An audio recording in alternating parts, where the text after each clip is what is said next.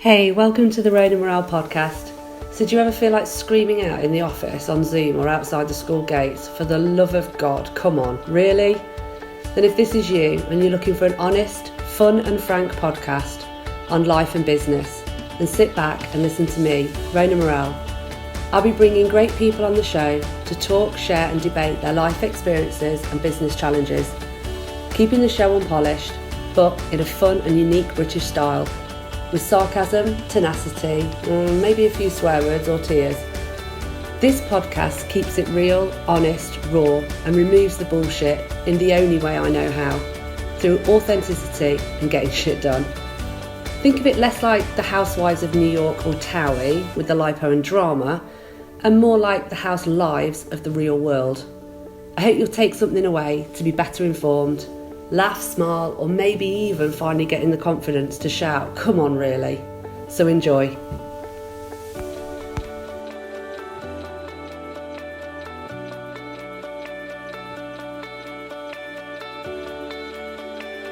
Hi Thomas, welcome to the Rain and Morale podcast. How are you? Hi Rona, I'm good. Excellent. In Munich, so everything all right. Oh, fantastic. Well, I'm sorry I can't do this podcast in German. My German skills are not that good. So we will continue in English. But for the listeners, welcome to Thomas Korn, who joins us today as the CEO and founder of, now, am I going to pronounce this not right? KEYOU? KEYOU, yeah. It's a word game between key and you. We are the key for you. That was gonna be one of my questions, but you've just answered it. Thank you. Yes. So welcome, Thomas. Thomas's background historically really as a student, an engineer student in Munich, focusing on things like technical physics, which is way beyond my brain capacity. But has worked heavily with BMW over the years, developing programs on hydrogen vehicles, and then lately into sort of hydrogen vehicle and filling station programs. Through all of that work over a few decades, not too many, you then obviously went on to become Vice President of Technology and Innovation. And it's here where you really cut your teeth on how to build a startup. And then I guess you must have had an aha moment and you kind of said, I'm going to do this myself. And so, which is where you are today with KEYOU. And it's all about your dream to develop sustainable and clean hydrogen. So welcome to the show. Yes, Rona, that's very nice. Yeah. So it's indeed true that already in my early years of studying physics, applied physics, I came to a course where they told us how to clean the soil, the air, the water, right?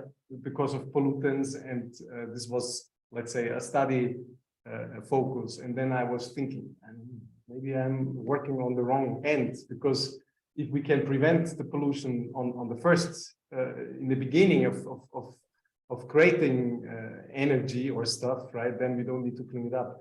And this is how I found, let's say, the molecule hydrogen as an energy carrier. So, and hydrogen, as probably everybody knows, but it's a split product out of water. So it's H2 hydrogen O, right? So. And this is on our blue planet, as we know it, distributed everywhere, right? And then there is a sun power, right? So it's a fusion reactor in a safe distance that radiates 5,000 times the energy that we can make it usable for humankind, for mankind, right? Than we are consuming today. 5,000 times the energy we are consuming today.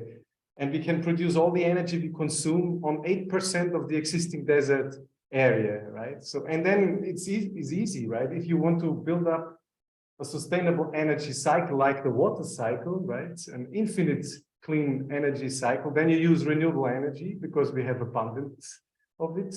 You create an energy carrier, a new fuel, which is hydrogen out of water, right? You use hydrogen, and after using it, it's water again. So here you see that this infinite cycle can work, right? And since we have a massive amount of energy, the renewable power, sun power, wind power, water power, right? we can really establish this infinite cycle. And in my opinion, in 15, 20 years from now, energy will be very cost efficient. We cannot believe it in this time, but energy will be the most cost efficient contribution to any business, right? But to get there is a bit the challenge. This transformation is more the challenge than the future is for me and for many experts quite clear. But coming from this oil, fossil fuel based economy to a renewable energy based hydrogen economy, the transformation is the challenge we have at the moment. Yeah. So, you know, through some of this, I'm probably going to ask some really basic questions. But firstly, I guess, do you feel like we need some sort of, you know, post-war kind of attitude to the transition, so that, you know, like we did post the kind of Second World War, to really transition in the next 15 years? I mean, the transformation everybody understands is needed meanwhile, right? Because we have climate change because of using and burning fossil fuels, right? We have wars that in the end fights for the resources that are limited, right? So energy resources that are limited. And we see the dependency already in Europe with the Ukraine-Russia crisis. So I think all the governments are aware of that this has to happen. And people also feel that many times, right? The question is, of course, how to get there, because the dependency on fossil fuels is so big that in the end, the transformation is a problem. Yeah? The infrastructure is the main challenge, because there is a very efficient infrastructure for oil, for gas, right? Yeah. But now with doing this transformation and being CO2 free, meaning you need a CO2 free energy carrier, you have to bring up a new infrastructure, which is usually the main challenge to do this, right? Okay. So based on things like infrastructure and storage, I guess we can talk about storage in a moment, but to the average person, is there no way that we can utilize existing gas, oil, electricity to benefit hydrogen? Yes, I mean, the natural gas infrastructure is a good example, because a hydrogen infrastructure would look pretty similar. It's also a gas. Hydrogen, we produce it out of electrons, right? So electrolysis, splitting water, taking the hydrogen, compress the hydrogen as a gas. And then you can, of course, see that the gas infrastructure is very equivalent to that what we need. Probably you need to upgrade joints and some materials, but in the end, you can, upgrade at a certain extent existing natural gas infrastructure to also be used for hydrogen. This is one of the big advantages if you go hydrogen, right? Because you can store and distribute big amounts of energy much more efficient than electrical energy, electrons, right? This is a fact here. And so again, why is hydrogen able to be more efficient in its distribution than, say, current electricity? Yeah, I mean, it depends on the amount of energy you need. But for instance, the key focus is decarbonizing trucks and buses, so the heavy duty vehicle segment. Here we have energy amounts that are very difficult to be stored in batteries or also distributed through an electric grid network. And here we see that at that dimension, that amount of energy being needed, hydrogen is much more in favor, because it's much more efficient to be stored and distributed. So it depends on the amount of energy you consume, what is the best solution. It's not always left or right, or black or white. It's both, or multiple solutions everywhere where they make most of the sense. In trucks and buses, we see hydrogen is a clear advantage with hydrogen. And here, of course, the question is, how can I become competitive to the benchmark, which is the diesel truck and bus, as soon as possible, right? And this is what is in the end motivating us at KEYOU, because we say, okay, let's think about the combustion engine as a technology that can be used as a bridge technology, as a catalyst, right? Because we have everything there. The combustion engine, 70 million, 80 million vehicles are being produced every year with a combustion engine. So there's a fully deployed production infrastructure that is very efficient, because a learning curve of 150 years, right? We have a supply chain independent from rare precious materials. We have supplier network in place. So everything is there. Now, if we can teach the diesel combustion engine to run on hydrogen perfectly, we already have a very mature product, and we can bring the new fuel of the future into the game with, let's say, very close to a business case to diesel. This is what we see here at KEYOU and what we are driving here, right? This transformation in the diesel, let's say, truck and bus business. So, which, you know, as a vision is hugely exciting. How do you look at that, say, from the growth of electric, you know, vehicles? We've got, you know, a couple of brands that are doing quite well, and there's fors and against, because obviously, as you know, with batteries, we've then got mining of materials, precious resources. We've already got some potentially horrific stories about, you know, kind of human trafficking and child labor in some of these mines in the Congo. How can hydrogen overcome those elements? And actually, is hydrogen the future for vehicles and not electric? I mean, it's like I said, right? So if you look, if you can, let's say, profit from an existing infrastructure like the electric grid, which has not been built to supply energy to trucks and buses, more to houses, right? And here we see, of course, that the limitation of the infrastructure is that passenger cars, small passenger cars in the city, this is a good solution for battery electric. But if you need more energy, the existing electric grid and infrastructure is not sustainable anymore, right? So you need to build a new infrastructure. This is what the people forget sometimes. They think, I can charge my electric car here with the grid, but a truck consumes 10 times the amount of energy. So the grid is not sufficient. So you need to bring new infrastructure. And here we see that the gases infrastructure, the hydrogen infrastructure, it's much more efficient. And that's why I say electric cars, yes, small batteries, small driving range, right, small amount of energies, use the existing grid, extend the existing grid. But for heavy duty vehicles, you need a new infrastructure. And here hydrogen has a big advantage. And therefore, we see that fuel and energy costs for trucks and buses using hydrogen will be much more cost efficient. Energy will be more cost efficient than using electrons, because this infrastructure is better. Yeah. And this is where we look at it, right? We say, okay, every technology has makes sense in a certain market for certain customers with a certain amount of energy. And for trucks and buses is not electric. Yeah, some people think about it, but we think that it will be, let's say, it's not a competitive solution if hydrogen is in place. Okay, well, that's interesting, because obviously when you and I first met, which was in Egypt at COP, obviously there was these, you know, electric buses everywhere, and, you know, well, arguably whether they were everywhere is different, but that's a really interesting phenomenon to think about, because not only do we have to build the infrastructure for, say, cities, urban areas, electric vehicles, but on top of that, we need to build potentially this additional infrastructure for these higher energy using vehicles, vans, lorries, etc. Absolutely. What do you, in terms of hydrogen, I've often heard people talk about green hydrogen and blue hydrogen. Can you help the listeners understand what that actually means? I mean, green hydrogen is hydrogen that's being produced with renewable energy, right? So no CO2 footprint in that, right? But you can have hydrogen, and most of the hydrogen today is coming from natural gas steam reforming, right? So there's natural gas CH4, and you split 2H2 and the carbon as CO2 from the natural gas. And here, of course, that is not green, because you are using a fossil fuel to create it, right? And then there is even, this is brown hydrogen. To make it more complex, you can bring green, blue hydrogen, which is a split product of the chemical industry. So the chemical industry is producing some product, and as a byproduct, hydrogen is being created.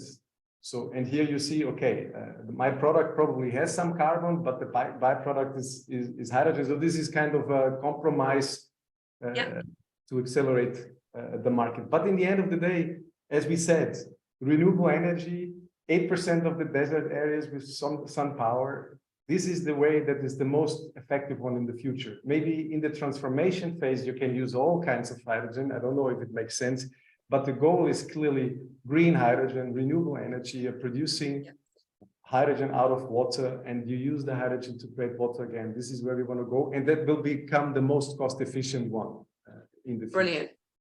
And do you think when we talk about cost efficiencies in the future, do you think that actually this type of energy can become less volatile to market pressures and dominance in, you know, whether that's be oil and gas? Because here in the UK, electricity is mapped in automatically against gas, even though it's irrelevant. So everything, gas and electric, does it become less volatile? So I think that the dependency will be much lower because it's not just few countries that own all the fossil fuels, or most of it. It's multiple countries that have a lot of good renewable energy conditions, and they can produce the cheapest hydrogen. So if we look to the south of Europe, for instance, we look to North Africa, the Arabic states, or MENA states, for instance, for sun power, right? Because it's not too far away from Europe, and they have a lot of sun power and a lot of surface to create this green hydrogen very cost efficient. If we go north of Europe, we see the Scandinavian countries, also England, in my opinion, should have very good offshore wind conditions, and can produce very cost efficient energy, and with that green hydrogen in that regions, right? So in Germany, we always have to import because we don't have a lot of wind power and not so good sun power, but we have to import like we do it at the moment. But to import green hydrogen is not bad. Is better than depending on fossil fuels from few countries. Absolutely. And do you think that the continents and the countries of the global south have got really good conditions for them to take advantage of green hydrogen infrastructure, so that it's not just something that the global north are going to be able to benefit from? No, I think this is very important to do this the right way. So we are talking, for instance, to a company in Namibia producing green hydrogen. And I think it's very important that, let's say, it also develops the own country, because this is probably the balance we have to create from the industrial countries to Africa, which is very important to Europe also, right? So that we share what we are doing here, this transformation. They also have to profit and benefit, and they have the conditions to produce the green hydrogen, and we need to let them participate in a fair way to make this sustainable. And I think this is ultimate chance we have now in this transformation to do it right from the beginning. Yeah, no, absolutely, and that's fantastic to hear. That's amazing. One question that I've often heard or thought about, and this is, I sometimes I think it's down to culture and politics, really, but equally, a lot of people will say using water to create hydrogen, and, you know, damming up waterways and creating, you know, problems upstream. How is it what you do doesn't create those problems, or how do you navigate not, you know, the kind of the use of large scale dams? Yeah, so I mean, in the end, everywhere we have infrastructure projects, you have to do also an analysis where to do it the best, right? Everybody understands that there are also ecological reasons to pick a spot to build infrastructure. I think the big advantage is that, for instance, sun power, you have a lot of desert surface, which I see no ecological impact, right? Wind power, I think you also have to find good compromises, but I think we have such a lot of good areas with a lot of conditions that we are not depending on, let's say, the worst alternative. We can really pick the best fits, right? And of course, then, as we said, we also have to do it in a way that also, let's say, everybody in the value chain can profit, right? So also the producers of green hydrogen, the countries that in the south should be profit in the right way. I mean, there was a good example because they were challenged. The Minister of Economy of Germany was visiting also Namibia, interestingly, right? And they also promised to do this fair trade so that also the country profits from all the investments to produce the green fuel hydrogen. Yeah. So let's see. I mean, these are words. We have to see it being implemented in the right way. But I think this is a good chance now to do it right with this transformation. So there is a lot of opportunities in this transformation. I really like it. Oh, amazing. And so talk to me a little bit more about KEYOU in terms of, you've obviously been through this huge journey. You've nailed it on the head in terms of, let's stop it at the beginning and not try and, you know, wash up at the end. You know, that's just makes sense. So tell me something more about the mission of your business and how you're going to act and behave differently, and maybe if you can touch on any negatives, if you will. What are the downsides to what you are doing, that no matter what you did, you wouldn't be able to kind of change it, but in a future world, it makes sense to do it? I mean, in the beginning, we were two friends that worked a long time together at BMW in the hydrogen program, and at a certain time, let's say we really got caught with this hydrogen. We were 13 years working for the company, and then there was this electric mobility hype and the financial crisis, and BMW decided to drop the hydrogen program at that time. And then we said, what to do? We are not married with the company. We are rather married with that molecule hydrogen. So we left the company. We started working in a startup and learned this opportunity to really, in a startup, create technology and bring it to the market.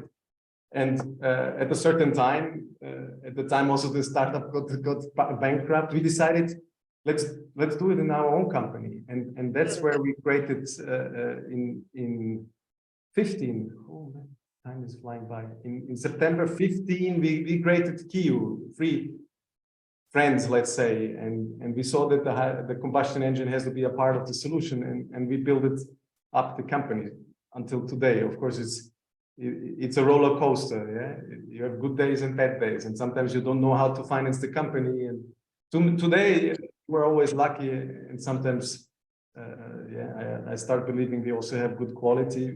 We are now 70 people in the company and working with let's say vehicle manufacturers worldwide, helping them to develop hydrogen engines and hydrogen vehicle solutions. And we also have our own business model where we offer to transform existing diesel trucks and buses to hydrogen. So a logistic truck company can come to us and say, hey, I have a lot of diesel trucks. I want to have it decarbonized. So we offer conversion of his existing truck. So we turn it into a hydrogen truck. The diesel engine becomes a hydrogen combustion engine, the diesel tank out, hydrogen tank in, and then is a truck. We already have prototypes running on the street.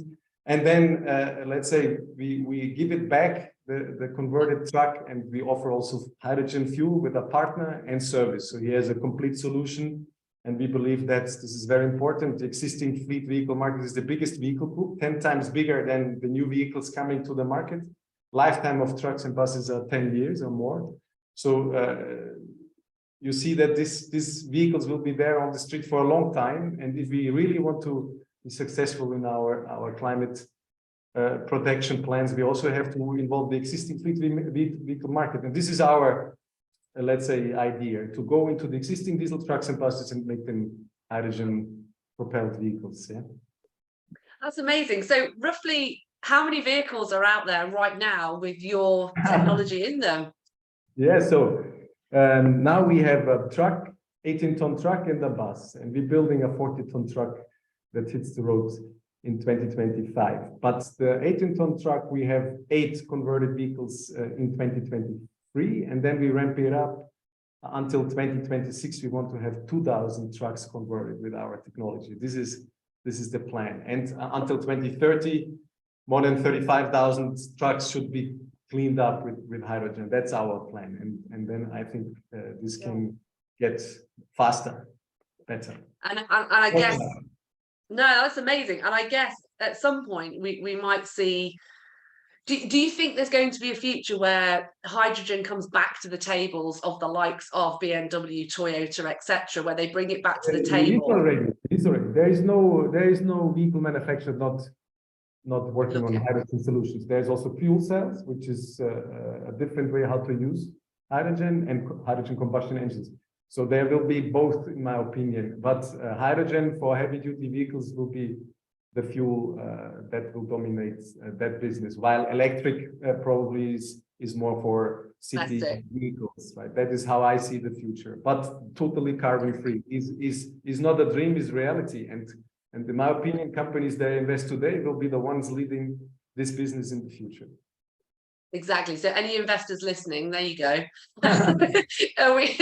we know KEYOU is definitely the place to go. But do do you think that by having a combustion engine versus a hydrogen engine, does it have other benefits to the vehicle? Do they last longer? Do they need as many services? What have you found so far? I mean, it's still the same combustion engine, of course. So we turn a combustion engine, a diesel combustion engine, to a hydrogen combustion engine, changing 8 components, right? So that's what we are doing. We integrate, so we even, let's say, can reuse the existing engine. We don't need to throw it away. We reuse it, we integrate our conversion technology, and then it's a hydrogen engine.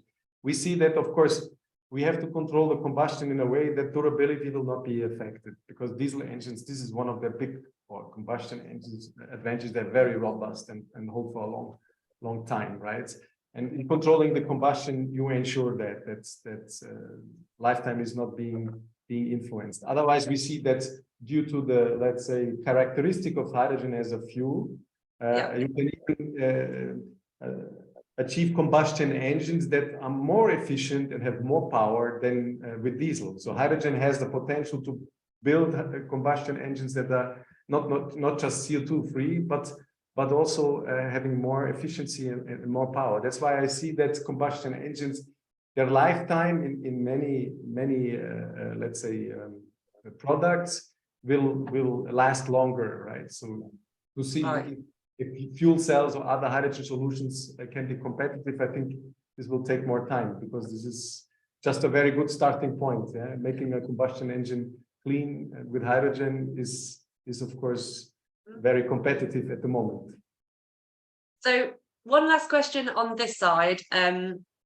Outside of yourselves, how many people are working on infrastructure and storage to provide that transformational? Yes, so this is a huge industry that at the moment is really on the jump, right? So there are many infrastructure investors out and companies that build infrastructure. So hydrogen refilling infrastructure.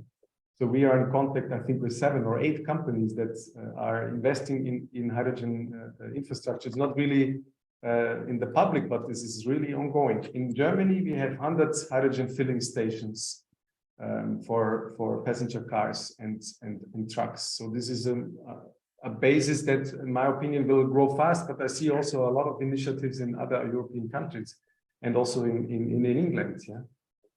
Amazing. Last 2 questions for you. If there's one thing that you would want the listeners to take from this podcast in terms of all things hydrogen, what would it be? And lastly, what would be your ask of the listeners in terms of anything that they could do or we could do for you?